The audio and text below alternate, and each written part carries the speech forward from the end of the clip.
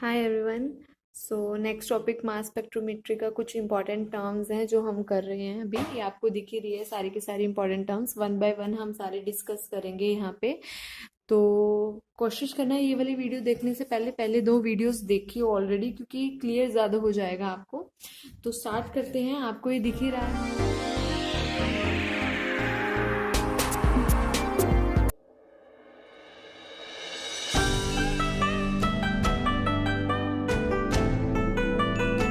Molecule जब bombardment होगी molecular ion बन जाएगा।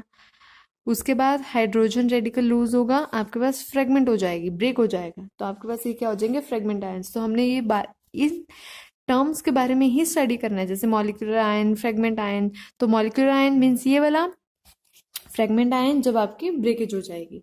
सिमिलरली अगला एग्जांपल है अल्कोहल का, बम्बार्डमेंट होने के बाद आपके पास क्या आ जाएगा, मॉलिक्यूलर आयन। फिर अब ये दो तरह से क्लीवेज हो सकती है फ्रेगमेंटेशन, या तो ये हिट्रोलिटिकल हो जाए तो आपके पास केटायन बन जाएगा, methyl cation. M by charge ratio दिया हुआ है, एम बाय जेड का मतलब क्या है, mass by charge ratio. 12 + 3 = 15। Similarly hydrogen lose होगा 31, फिर 29, दो हाइड्रोजन लूज होंगे आपके पास। ये क्या है, फ्रेगमेंट आयंस। जब मॉलिक्यूलर आयन ब्रेक हो चुका है तो फ्रेगमेंट आयन की फॉर्मेशन हो चुकी है। उसके बाद अभी हुआ क्या, वीडियो सारी ये बना चुकी थी मैं, बट कोई प्रॉब्लम हो गई उसमें, तो मुझे दोबारा से बनानी पड़ रही है अब ये सारी वीडियो। चलो कोई बात नहीं, करते हैं इस चीज़ को भी। मॉलिक्यूलर आयन रिप्रेजेंट क्या करता है, पूरा का पूरा इंटैक्ट मॉलिक्यूल रिप्रेजेंट करता है, ठीक है, पूरा मॉलिक्यूल। अब मेन हो क्या रहा है इसमें, आयनाइजेशन हो रही है, फ्रेगमेंटेशन हो रही है, बम्बार्डमेंट हो रही है, हाई एनर्जी।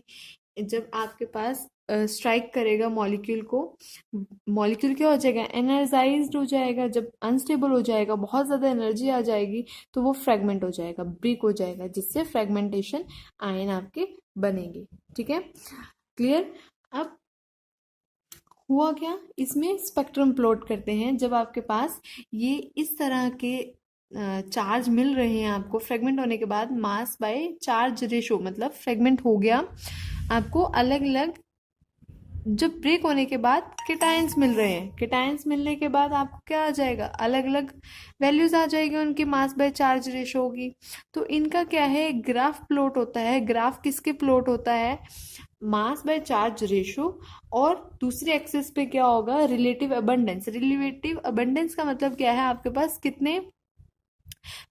कितने प्रेजेंट हैं, जैसे कितने ब्रेक हुए हैं, कितनी इंटेंसिटी है उनकी, 16, 15, 14, इस टाइप्स। तो ये आपके पास आ जाएगा। जैसे अमोनिया का केस है 14, 15, 16, 17। और अगर मैं ग्राफ प्लॉट करती हूँ तो इस टाइप का ग्राफ आएगा, 14, 15, 16, 17। यहाँ पे मोस्ट इंटेंस पीक क्या होगी, 17 वाली, क्योंकि इसका मॉलिक्यूलर एम बाई जेड की वैल्यू क्या है, ज्यादा है। और जिसकी वैल्यू ज्यादा होगी वो इंटेंस पीक शो करता है, बहुत ज्यादा। वो क्या होगी, हमारे पास बेस पीक होगी। ठीक है, नेक्स्ट। अब रिलेटिव अबंडेंस डिपेंड किस पे करती है, स्टेबिलिटी पे। कितने कितने एम बाई जेड की वैल्यू इंटेंस है, बेस पीक जिसकी ज्यादा वैल्यू होगी वही इंटेंस पीक होगी। अभी अल्कोहल के केस में आपने क्या पढ़ा है, ये अल्कोहल के केस में आपने क्या पढ़ा है, ये 3 फ्रेगमेंटेशन पढ़ी है, ये तो है ही बेस पिक। बट इसके अलावा अगर मैं देखूं तो आपके पास ब्रेकेज किसकी किसकी हुई है, फ्रेगमेंट किसकी किसकी हुई है, आप में किस में हुई है, 15, 31, 29। तो इसमें जो आपके पास बेस पिक कहलाई जाएगी इन तीनों में से, वो कौन सी होगी, 31 वाली, मीन्स मोस्ट इंटेंसिटी वाली पीक, अगर उसको हम छोड़ दे तो। ठीक है, नेक्स्ट टर्म। अब इसमें से हमने क्या क्या पढ़ लिया है, mass, spectrum, base peak, molecular ion, fragment ion. अब हम चलते हैं स्टेबल अनस्टेबल मेटास्टेबल पे, फिर E1, नाइट्रोजन, डीबी, ये सब पे चलते हैं। तो पहले स्टेबल, अनस्टेबल और मेटास्टेबल, ये सब मिक्स है, बट इसको ध्यान से समझना इंपॉर्टेंट है। MSc के कंपल्सरी क्वेश्चंस में ये क्वेश्चन पूछे जाते हैं। तो स्टार्ट करते हैं मेटास्टेबल आयंस। आपको अभी अभी ऊपर ग्राफ में देखा है कि आपके पास इंटेंस पीक मिलती है, शार्प पीक मिलती है, उनकी वैल्यू भी क्या होगी आपके पास, integral M by Z value होती है, मतलब एक इंटीग्रल वैल्यू होती है। बट अगर आपके पास सपोज लो इंटेंसिटी की कोई पीक मिल रही है, लो इंटेंसिटी मिल रही है, ब्रॉड मिल रही है, ठीक है, ब्रॉड कैसे मिलेगी, जब सारी की सारी पीक्स क्या हो जाएगी, मर्ज हो जाएगी, तो आपके पास क्या होगी, ब्रॉड पीक मिल जाएगी। तो वो पीक जो होगी जिसकी इंटेंसिटी कम होगी वो मेटास्टेबल आयंस कहलाए जाते हैं, मेटास्टेबल पीक बोली जाती है। Same metastable ions which produce broad peak, low intensity peak, diffuse is called metastable ions। Metastable ions की किनेटिक एनर्जी लो हो जाएगी क्योंकि उसकी इंटेंसिटी क्या होती है, कम होती है as compare to the normal ions. तो मेटास्टेबल आयंस, अब देखो ये ना इंस्ट्रूमेंटेशन के बेसिस पे समझो, जो आपके पास मेटास्टेबल आयंस होते हैं वो यहाँ पे प्रोड्यूस होते हैं, ना कि इधर प्रोड्यूस होते हैं। यहाँ पे आपके पास stable or unstable ions produce होंगे और आयन बीम के अंदर मेटास्टेबल आयंस प्रोड्यूस्ड होंगे। तो यहाँ देखो all that ions which is produce in the ionization chamber, ionization chamber ये होता है आपके पास, that is known as a stable or unstable ion. और थर्ड चैम्बर के अंदर जो आयंस जाएंगे आयन ट्यूब के अंदर उसको हम क्या बोलेंगे, मेटास्टेबल आयंस। ठीक है, जैसे यहाँ पे एग्जांपल देखो, मॉलिक्यूल था, बम्बार्डमेंट होने के बाद मॉलिक्यूलर आयन की फॉर्मेशन हुई, आफ्टर फ्रेगमेंटेशन ए पॉजिटिव बी रेडिकल बन चुका है। अब इनमें से मेटास्टेबल और स्टेबल आयन कौन से होते हैं, जो आपके पास पूरे के पूरे डिकम्पोज हो जाते हैं रैपिडली, एकदम से आयनाइजेशन चैम्बर के अंदर, और वो कलेक्टर तक नहीं पहुंच पाते, ना ही हम उसको डिटेक्ट कर पाते हैं, तो रिकॉर्ड में हमें वो दिखेगा ही नहीं। तो आपके पास वो क्या होंगे, अनस्टेबल आयंस होंगे। जो आपके पास कलेक्टर तक पहुंचते हैं और वो ब्रेक नहीं होते हैं, सरवाइव करते हैं पहुंचने तक, तो वो क्या होंगे आपके पास, स्टेबल आयंस। अब ये स्टेबल, अनस्टेबल, मेटास्टेबल डिपेंड किस पे करता है, इनका एक लाइफ टाइम होता है। अगर लाइफ टाइम की वैल्यू 10⁻⁻5 से ज्यादा है, मतलब वहां पे टीके ज्यादा हुए हैं, तो आपके पास वो कलेक्टर तक पहुंच सकते हैं। डिकम्पोज ना नहीं हुए हैं आयन सोर्स के अंदर, अगर डिकम्पोज नहीं हुए आयन सोर्स के अंदर वो कलेक्टर तक पहुंच रहे हैं, तो आपके पास वो स्टेबल आयंस होंगे। अगर वैल्यू कम हुई और वो डिसोसिएट होगी तो वो अनस्टेबल आयंस होंगे। अब अगर मेटास्टेबल आयन की बात करें, मेटास्टेबल आयंस की वैल्यू इनके बीच में लाई करेगी, या स्लाइटली ग्रेटर देन हो 10⁻⁻5 या इंटरमीडिएट लाइफ टाइम हो, तो वो आपके पास क्या होगा, आयन ट्यूब के अंदर चला जाएगा। अब अनस्टेबल क्या होगा आपके पास, डिसोसिएट हो जाएगा कंप्लीटली। ठीक है, डिसोसिएट होगा तो कलेक्टर तक रीच नहीं हो पाएगा। मेटास्टेबल के अंदर आपके पास डिसोसिएट कब होगा, जब डिकम्पोज होगा आयन ट्यूब के अंदर, उसकी कैनेटिक एनर्जी आयन ट्यूब के अंदर क्या होगा, डिसोसिएट हो जाएगा, उसकी कैनेटिक एनर्जी कम होगी। कैनेटिक एनर्जी कम कैसे हुई, पहले वो मॉलिक्यूल आयन की फॉर्म में था, ब्रेक हो गया और हमें मिलना ही स्टेबल आयन, डिटेक्ट ही स्टेबल आयन होगा, और उसकी कैनेटिक एनर्जी कम होने की वजह से आपका वो अलग से बीम में कलेक्ट हो जाएगा। ये सारा ऑलरेडी मैं बता चुकी हूँ, बीम में कलेक्ट हो जाएगा, उसके अकॉर्डिंग एक पीक मिलेगी। तो यहाँ पे वही चीज लिखी हुई है, डिकम्पोज होगा आयन ट्यूब के अंदर बिफोर रीचिंग कलेक्टर, कलेक्टर से पहुंचने से पहले कैनेटिक एनर्जी उसकी रिड्यूस हो जाएगी, कम हो जाएगी, और डिकम्पोज हो जाएगा आयन ट्यूब के अंदर। तो लाइफ टाइम जो है किस पे डिपेंड करता है, आयन की स्टेबिलिटी कैसे है और बम्बार्डमेंट कैसी हो रही है इलेक्ट्रॉन के साथ, कितनी अमाउंट ऑफ एनर्जी वो एब्जॉर्ब कर रहा है। ठीक है, अब आपको पता है कि सारे के सारे मॉलिक्यूल्स या आयंस वो सेम अमाउंट में एनर्जी नहीं लेते हैं, क्योंकि बम्बार्डमेंट अलग अलग होगी तो उसकी एनर्जी अलग अलग होगी, अलग अलग एनर्जी होगी तो फ्रेगमेंटेशन उनकी अलग अलग होगी, फ्रेगमेंटेशन सेम तो होगी नहीं, उनकी एनर्जी वेरी करेगी। तो जिसकी आपके पास लो कैनेटिक एनर्जी होगी, इंटरमीडिएट, वो अलग से मास शो करेंगे, अलग मास शो होने के बाद वो अलग पीक शो करेंगे। ठीक है, अब जैसे एग्जांपल देखो, आयनाइजेशन चैम्बर के अंदर, आयनाइजेशन चैम्बर के अंदर क्या होगा, मॉलिक्यूलर आयन कौन सा होगा, नॉर्मल वाले, स्टेबल और अनस्टेबल। इस वाले के अंदर आयन बीम के अंदर क्या होगा आपके पास, मेटास्टेबल आयंस। ठीक है, तो वही चीज यहाँ पे मेंशन की हुई है। अब इसका एग्जांपल से समझो, ज्यादा क्लियरली हो जाएगा। जैसे आयन है, सॉरी मॉलिक्यूल है, बम्बार्डमेंट हुई, मॉलिक्यूलर आयन बना, आफ्टर फ्रेगमेंटेशन ए पॉजिटिव बी रेडिकल। ये आयनाइजेशन चैम्बर के अंदर प्रोसेस हुआ। अगर सेम यही फ्रेगमेंट हो रही है, ए पॉजिटिव बी रेडिकल बन रहा है, वो मेटास्टेबल भी हो सकता है, स्टेबल भी हो सकता है, हमें तो नहीं पता वो स्टेबल है या मेटास्टेबल है। और मेटास्टेबल वाला प्रोसेस आयन ट्यूब के अंदर होगा, इसकी काइनेटिक एनर्जी क्या होगी, कम होगी।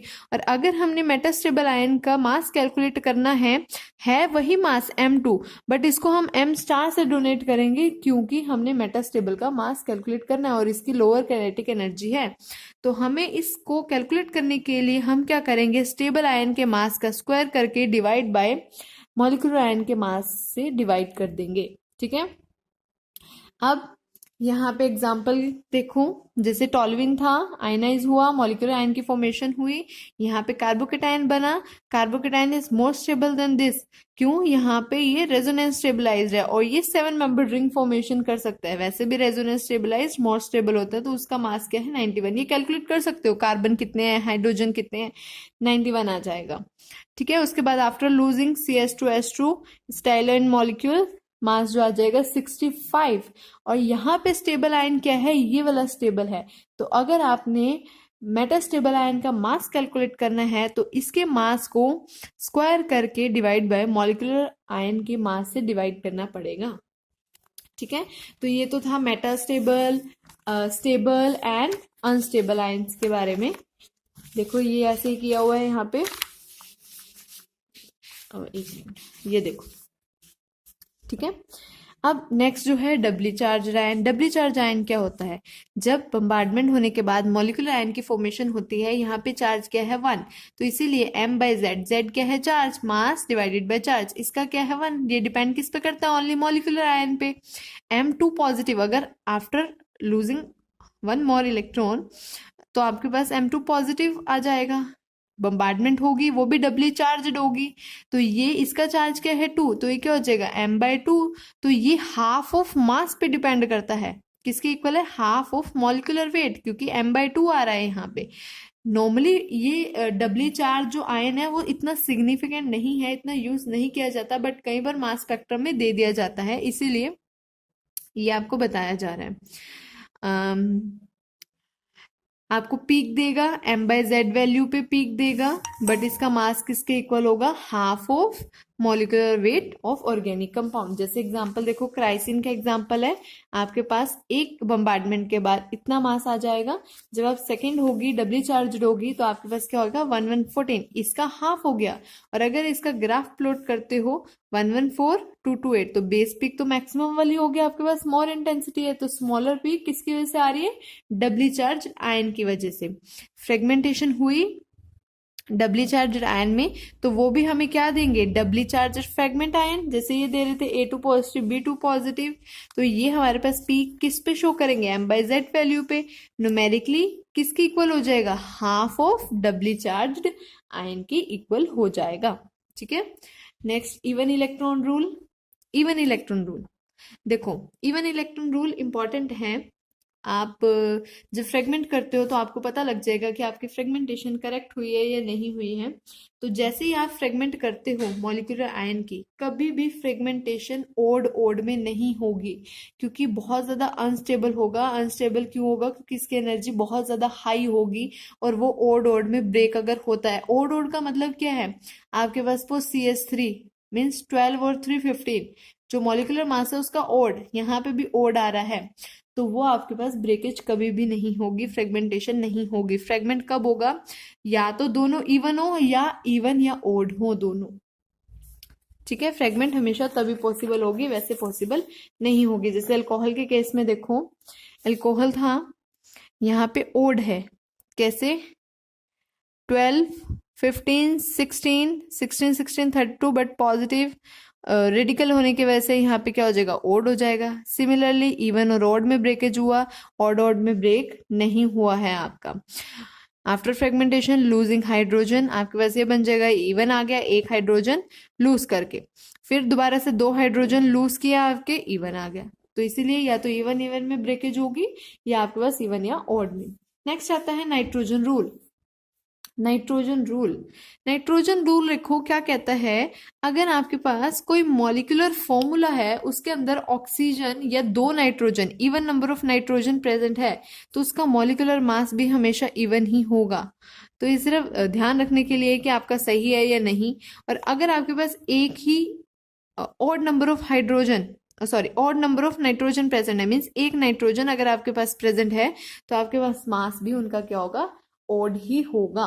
ठीक है। लास्ट जो इंपॉर्टेंट टर्म थी वो क्या है, हाइड्रोजन डेफिशिएंसी इंडेक्स और अनसैचुरेशन इंडेक्स या डबल बॉन्ड इक्विवेलेंट। मींस यहाँ पे डीबीई क्या कैलकुलेट करेंगे, डबल बॉन्ड इक्विवेलेंट, कितने number of double bond present है, कितनी नंबर ऑफ रिंग्स प्रेजेंट है, इसमें हम वो कैलकुलेट करेंगे।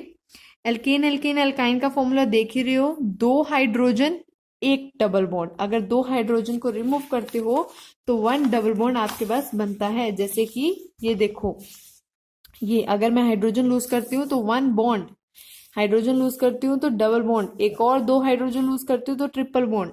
तो डबल बॉन्ड इक्विवेलेंट कैलकुलेट करने के लिए हमने एक जनरल फॉर्मूला बना दिया है, जिससे हमें पता लग जाएगा डबल बॉन्ड या पाई बॉन्ड या रिंग्स कितनी प्रेजेंट है। तो ये फॉर्मूला है x minus Y by two plus Z by two plus one.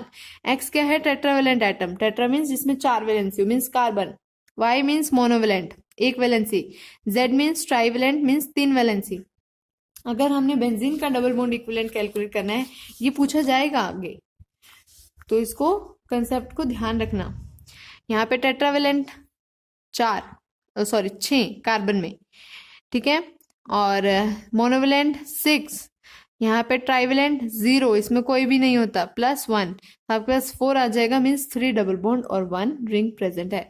इसी तरह एसीटोन, डीएमएसओ, नाइट्रोमीथेन सबके कैलकुलेट किए हुए हैं। यहाँ पे कैलकुलेट करने के बाद क्या आया, 1 मीन्स 1 डबल बॉन्ड, 0 मीन्स ये इसके अंदर कोई भी डबल बॉन्ड या रिंग प्रेजेंट नहीं है, क्योंकि कॉन्जुगेशन में एग्जिस्ट कर रहा है आयनिक फॉर्म में। यहाँ पे 1 आया means 1 double bond ionic form में, मतलब वो भी कंजुगेशन में है। यहाँ पे 5 आया, 4 double bond 1 ring.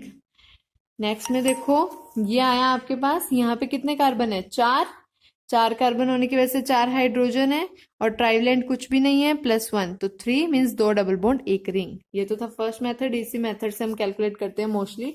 Second method में क्या है, जो अनसेचुरेटेड अगर होगा आपके पास, उसको सेचुरेशन में कन्वर्ट करना पड़ेगा, या अगर सेचुरेटेड भी है तो हाइड्रोकार्बन बनाना पड़ेगा, सिर्फ और सिर्फ उसमें कार्बन और हाइड्रोजन हो, या तो उसमें कार्बन इंट्रोड्यूस कर दो या हाइड्रोजन इंट्रोड्यूस कर दो, दूसरे ग्रुप लगे हुए हैं उनको रिमूव करके हाइड्रोजन ऐड कर दो। अगर कोई हेटेरो एटम लगा हुआ है, ऑक्सीजन, नाइट्रोजन, तो उसको क्या करना पड़ेगा, रिमूव करना पड़ेगा, और एक हाइड्रोजन भी उसके साथ रिमूव होगा। जैसे ये है, इसको सिंपल कंडेंस फॉर्म में लिखोगे, यहां से ये रिमूव हो जाएगा, 1 हाइड्रोजन ऐड करेंगे, दिस ये आ जाएगा। इसको कंपेयर करेंगे, कंपेयर किसके साथ करेंगे आप, जनरल एल्केन के फॉर्मूले के साथ। फॉर्मूला बनाओगे, कितने कार्बन है, 6, C6H14 आ जाएगा। तो यहां से हाइड्रोजन में डिफरेंस देखोगे, क्योंकि डबल बॉन्ड आपने निकालने हैं, डबल बॉन्ड इक्विवेलेंट, तो 8 का डिफरेंस आ रहा है, तो 8 बाई 2 कर देंगे तो 4 मीन्स 3 डबल बॉन्ड और 1 रिंग। इसी तरह अगले एग्जांपल है, यहाँ पे नाइट्रोजन और हाइड्रोजन अगर दिया हुआ है किसी के अंदर, नाइट्रोजन दिया हुआ है ट्राइवेलेंट, तो एक नाइट्रोजन और एक हाइड्रोजन को रिमूव कर देंगे, CS2 बनेगा। एल्केन के साथ कंपैरिजन करेंगे, 2 का हाइड्रोजन का डिफरेंस है तो 2/2 1। इसी तरह अगले में सिंपल कंडेंस फॉर्म में नाइट्रोजन हाइड्रोजन रिमूव करेंगे, आ जाएगा। एल्केन के साथ कंपैरिजन करेंगे, 8 का डिफरेंस है, by 2 divide equals to 4 means 3 double bond and 1 ring. तो यहाँ पे 2 से डिवाइड क्यों किया जा रहा है, 2 हाइड्रोजन आपको पहले भी बताए थे 1 डबल बॉन्ड के इक्वल है, तो इसीलिए 2 से डिवाइड यहाँ पे किया जा रहा है। आई होप क्लियर हो गया होगा सारा का सारा topic. Thank you so much for watching.